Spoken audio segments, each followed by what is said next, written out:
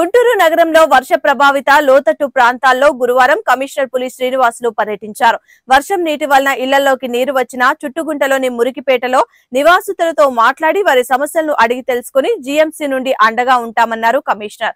పునరావాస కేంద్రాలకు వెళ్లడానికి ఇష్టపడిన కారణంగా వారికి మధ్యాహ్నం రాత్రికి భోజనం అందిస్తున్నామని తెలిపారు. వర్షం అధికంగా కురవడం వలన డ్రైన్ ఓవర్ఫ్లో జరిగి లో లెవెల్లో ఉన్న మురికిపేటలోకి వెళ్లిన వర్షపు నీరు ఇప్పటికే మురికిపేటలో రోడ్లు మంజూరు చేయడం జరిగింది. త్వరలో అవుట్ ఫాల్ డ్రైన్ నిర్మాణం చేపట్టి శాశ్వత ప్రాతిపదికన మురుగునీరు కాలనీలోకి వెళ్లకుండా చర్యలు తీసుకుంటామన్నారు కమిషనర్.